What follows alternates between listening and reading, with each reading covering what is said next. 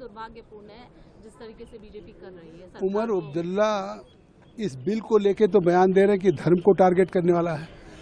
उन्होंने all India Muslim personal law board को condemn नहीं किया कि जो रमजान के महीने में अलविदा की जुमे की नमाज हो या कल पूरे देश के ईदगाहों में जब लोग नमाज अदा कर रहे हों उस समय उन्होंने काली पट्टी बांध करके आह्वान किया है।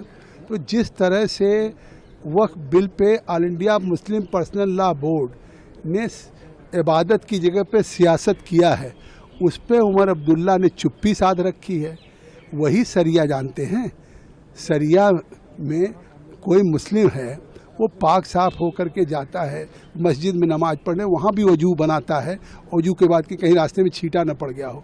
इतना पवित्र महीना रमज़ान का हो और उस रमज़ान महीने में जिस तरह से all India Muslim personal law board, हमारे ओवैसी साहब कह रहे हैं ये पट्टी मैं इसलिए बांध रहा हूँ कि all India Muslim personal law board का आदेश है।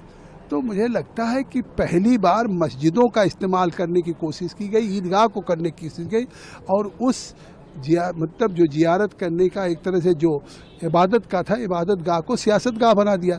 उस पर उन्होंने चुप्पी साध रखी है। आज ये बिल जो आया है ये कोई बिल सरकार सीधे ला रही है। ये बिल जब आया तो उस समय किरण रिजिजू जी ने कहा कि हम इसको जेपीसी को रेफर करना चाहते हैं, देश के सभी स्टेक होल्डर से। आपको पूछना चाहिए उमर अब्दुल्ला से कि आपके मीर वाइज जो हैं जिसको सेपरेटिस्ट माना जाता है वो जेपीसी के सामने पहली बार इस पार्लियामेंट बिल्डिंग में आया, पहली बार उसने कॉन्स्टिट्यूशन में उन्होंने अपना अकीदा जाहिर किया, विश्वास जाहिर किया।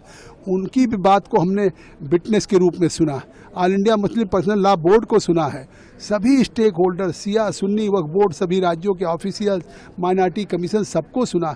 उसके आधार पे हमने रिपोर्ट दिया। 14 हमने अमेंडमेंट की रिकमेंडेशंस किया, उसको लेकर के सरकार अमेंडेड बिल लेके आ रही। ये इतना अच्छा बिल आ रहा है, ट्रांसपेरेंट बिल आ रहा है।